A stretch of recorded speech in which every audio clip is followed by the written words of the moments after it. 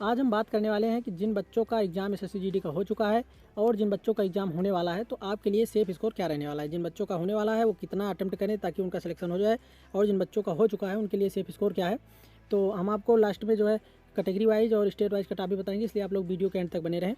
First हम बात करें अगर सब्जेक्ट वाइज, तो थोड़ा मैथमेटिक्स को अगर हम देखें तो मैथमेटिक्स में जिन बच्चों का यहाँ पे जो एवरेज अटेम्प्ट होता था, जिनका 19 से 20 क्वेश्चन जो यहाँ पे मॉक टेस्ट वगैरह में आसानी से कर लेते थे।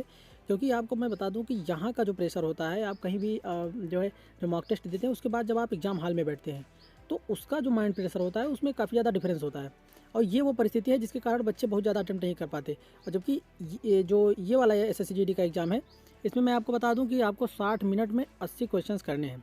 अब ऐसी परिस्थिति में जब आपको 60 मिनट में 80 क्वेश्चन करने हो, जिसमें 40 क्वेश्चन मैथमेटिक्स और रीजनिंग के हो, टाइम मैनेजमेंट इसमें बहुत बड़ा इशू रहने वाला है। और यही देखने को मिल भी रहा है, क्योंकि मैथ में जो बच्चों का एवरेज अटेम्प्ट हम देख रहे हैं वो लगभग 15 से 16 क्वेश्चन। जो अच्छे बच्चे थे, जिनका यहाँ पे मैथमेटिक्स जिनकी स्ट्रॉन्ग थी, जिनका 19 से 20 क्वेश्चन होता था, उनका 15 से 16 क्वेश्चन हो रहा है। क्योंकि आप देखिए कि इसमें कैलकुलेशन इतना ज़्यादा आ रहा है मैथ में कि आपको क्वेश्चन भले ही सिंपल हो, क्वेश्चन भले इजी हो, आप उसको अगर आपके पास टाइम की कोई बाउंडेशन नहीं है तो आप उसको आसानी से सॉल्व कर सकते हैं। लेकिन एक निश्चित अवधि में, एक निश्चित समय में आप उसको सॉल्व करके दें, ये आपके लिए बहुत बड़ा चैलेंज है और आप इसे देख भी रहे हैं। तो 15 से 16 क्वेश्चन मैथमेटिक्स के लिए जो मतलब जिनका सही है, ये मैं मानता हूँ कि उनका एकदम आप समझ लीजिए कि मैथमेटिक्स में अच्छा स्कोर है। अब ऐसे हम अगर रीजनिंग की बात करें तो रीजनिंग के लिए आप मैक्सिमम मैथमेटिक्स को करने के बाद आप रीजनिंग के लिए हमें लगता है कि ज़्यादा से ज़्यादा आप 20 मिनट से ज़्यादा नहीं बचा सकते। 20 मिनट आप रीजनिंग के लिए ज़्यादा आपके लिए पर्याप्त होगा। और उसमें भी बहुत सारे ऐसे जो है क्वेश्चन हैं, जैसे सिटिंग अरेंजमेंट वगैरह क्वेश्चन है, जो आपका टाइम कंज्यूमरिंग क्वेश्चन है। आप इस चीज़ को देखे होंगे कि वो टाइम टेकिंग है। आपको 1 मिनट तो केवल प्रश्न को पढ़ने में और समझने में लग जाएगा। अब आप उसको सॉल्व करके आंसर दें, ये आपके लिए बहुत बड़ा चैलेंज है। तो ऐसी स्थिति में रीजनिंग में भी 15 से 16 क्वेश्चन सही जिनका भी है, वो आप समझ लीजिए इस बार के एग्ज़ाम में आपकी एकदम आप समझ लीजिए स्ट्रॉन्ग पोजीशन है। ये 15 से 16 क्वेश्चन जिनका रीजनिंग में है, जिनका यहाँ पे 19 से 20 क्वेश्चन रीजनिंग में होता था। और हिंदी में आप देखिए, इससे पहले एसएससी जीडी के एग्ज़ाम में जो भी हिंदी आती थी उसमें व्याकरण बिल्कुल नहीं होता था। वो हिंदी, उसमें कुछ याद करने वाली चीज़ें होती थी, कुछ गद्यांश बेसिस होती थी, पैसेज वगैरह, पैराग्राफ वगैरह, ये सब चीज़ें। लेकिन इस बार की हिंदी में आपको चेंजिंग देखने को मिली, जबकि ऐसा कुछ नोटिफिकेशन में था नहीं। अब जब नोटिफिकेशन में नहीं था तो जिन बच्चों का पहले एग्जाम हुआ उनको तो सीधा सीधा ये चीज़ें पता नहीं थी, तो उनको ये बिल्कुल नहीं पता था कि इसमें व्याकरण भी आने वाला है, तो उनके तो क्वेश्चन गलत हो गए या छूट गए। लेकिन जिन्होंने जो एनालिसिस था एग्ज़ाम का देखने के बाद वो गए, तो एवरेज क्लास के बच्चे हैं, तो इतना जल्दी पूरा व्याकरण कंप्लीट कर लें, ये भी एक अपने आप में बहुत बड़ा चैलेंज है।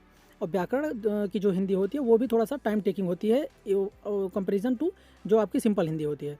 अब इससे पहले जो हिंदी आती थी उसमें केवल विलोम शब्द, पर्यायवाची, उसके बाद जो है वाक्यांश के लिए एक शब्द, यही चीज़, ये सब जो चीज़ें थी ये ज़्यादा रहती थी। लेकिन इस बार हिंदी में जो व्याकरण देखने को मिल रहा है, इसकी वजह से हिंदी का जो एवरेज अटेम्प्ट है, मैं आपको बता दूं 15 से 16 क्वेश्चन इसमें भी यही रहने वाला है। 15 से 16, किसी की बहुत अच्छी हिंदी है 17 क्वेश्चन कर लिया, तो किसी की थोड़ा सा कम अच्छी है तो 14-15 क्वेश्चन हो गया। बस यही जो एक्यूरेसी है 15 से 16 क्वेश्चन एवरेज लगभग यही रह रहा है। यही जो बच्चों से बातें हुई हैं, जिस तरीके से एनालिसिस में क्वेश्चन का जो लेवल है, तो उस टाइम के अंदर 15 से 16 क्वेश्चन हिंदी हो पा रही है। और मैं मानता हूँ ये इतना जो है सेफ स्कोर है भी है। और जीके जीएस देख लीजिए कि आप बहुत सारे बच्चे आपको ऐसे मिल जाएंगे कि जो बताएंगे 15 क्वेश्चन हमारा अटेम्प्ट किया मैंने। लेकिन ये अटेम्प्ट करना अलग का विषय है। लेकिन जीके में जो सेफ स्कोर है और जो बच्चों का एवरेज अटेम्प्ट रहा है जो सही, क्योंकि हम देखते हैं रिजल्ट आने के बाद, देखिए बहुत सारे लोग आपको एग्जाम हॉल से जब आप निकलेंगे तो किसी का पेपर गड़बड़ नहीं जाता, सबका अच्छा ही जाता है। और बहुत सारे बच्चे ऐसे मिलेंगे जो बताएंगे हमारा 75 सही है, हमने 75 अटेम्प्ट किया है, हमने जो है 70 किया है। तो वो केवल कहने के लिए अटेम्प्ट करते हैं, जब रिजल्ट आता है तो उनका दूर दूर तक कहीं कोई पता नहीं होता। इसलिए जो जीके में मैं आपको बताऊं, अगर आपने 10 क्वेश्चन अटेम्प्ट किए हैं और आपके जो है 7 से 8 क्वेश्चन सही हैं, अब ऐसी परिस्थिति में जो 6 से 7 क्वेश्चन है, क्योंकि पिछली बार के एग्जाम में उसमें मैंने देखा था कि जिन बच्चों को सिलेक्शन मिला था उनका एवरेज जो है 7-8 क्वेश्चन ऐसे, जीके 9 क्वेश्चन ऐसे सही थे। जीके कोई इसका कोई नियमित या कोई निहित सिलेबस तो होता नहीं। ये इस तरीके का एक सब्जेक्ट है कि जिसका एक थोड़ा सा मैं इसे बताएं तो एक अथाह संसार है। तो ऐसी परिस्थिति में 5 से 7 क्वेश्चन जिनके भी जीके में सही हैं, वो इस बार एकदम सेफ स्कोर रहने वाला है। अब ऐसी परिस्थिति में यदि हम इसको कैलकुलेट करें तो लगभग बनता है हमारा 50 से 55 क्वेश्चंस। अब आप किसी भी कैटेगरी से हैं और किसी भी स्टेट से बिलोंग करते हैं, जहाँ तक हम बताएं आपको हिंदी भाषी जो राज्य हैं जहाँ पे कट ऑफ थोड़ा ज़्यादा रहती है, अगर आपके 50 क्वेश्चन सही बन रहे हैं और आपकी शिफ्ट थोड़ा सा मॉडरेट या टफ है, तब आपका सिलेक्शन श्योर है, आप किसी भी कैटेगरी से हों। अब हम बात करें अगर नॉर्मलाइजेशन की, तो नॉर्मलाइजेशन में देखिए एसएससी जीडी की वैकेंसी में मैक्सिमम जो पिछली बार की वैकेंसी में हमने देखी, पहले 100 क्वेश्चंस का होता था तो लगभग 13 नंबर जो है बच्चों को नॉर्मलाइजेशन में मैक्सिमम 13-14 नंबर तक मिले थे। लेकिन ये किसी रेयर केस में होते हैं, हम इसको एवरेज नहीं लेते। हम जिनकी शिफ्ट थोड़ा सा मॉडरेट है, जो 50 वाले हैं और उनको लगता है कि हमारी शिफ्ट मॉडरेट है। देखिए मॉडरेट समझने का सबसे सीधा जो सिंपल मैं आपको बता दूँ एग्जाम्पल ये है कि यदि आपको क्वेश्चंस पढ़ने में आसानी से समझ में नहीं आते और उसके बाद आपको लगता है थोड़ा सा टफ है, क्योंकि जो इजी क्वेश्चंस हैं वो सबके लिए इजी हैं, वो सबको हलवा लगते हैं। तो इसलिए अगर ऐसी परिस्थिति है तो सीधा आप समझ लीजिए, अगर आपकी शिफ्ट थोड़ा भी टफ है तो आपको 7 से 8 नंबर नॉर्मलाइजेशन में मिलेंगे, ये आप समझ लीजिए।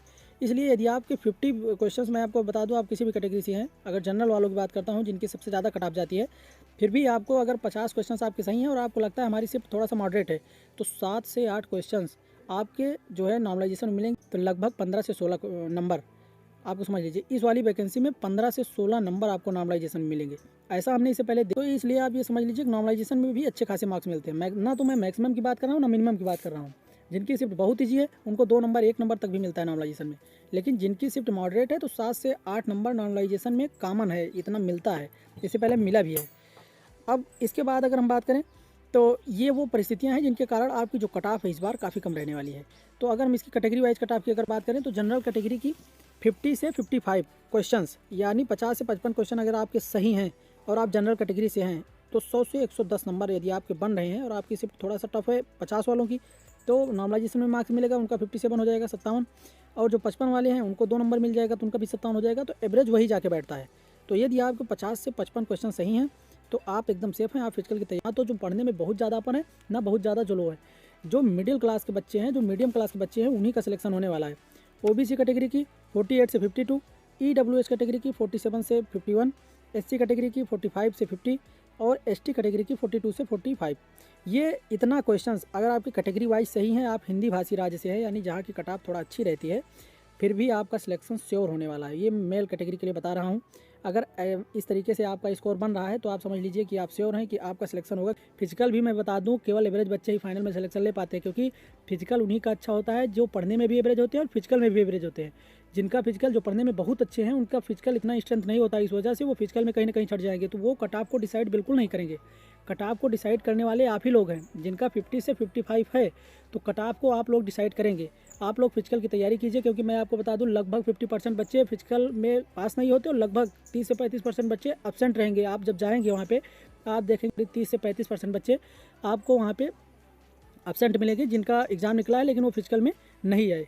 तो ये वो परिस्थितियां हैं जिसके कारण मैं आपको बता रहा हूँ 50 से 55। यदि आपके इतने क्वेश्चन सही हैं, जनरल कैटेगरी से आप हैं और कैटेगरी वाइज मैंने आपको जैसे बताया ओबीसी, ईडब्ल्यूएस, एससी, एसटी, यदि आपके इतने बन रहे हैं तो आप समझ लीजिए आप एकदम सेफ जोन में हैं और आप फिजिकल की तैयारी कीजिए, क्योंकि एवरेज बच्चे ही फाइनल सेलेक्ट हो पाते हैं और फाइनल में सिलेक्शन उन्हीं को मिलता है।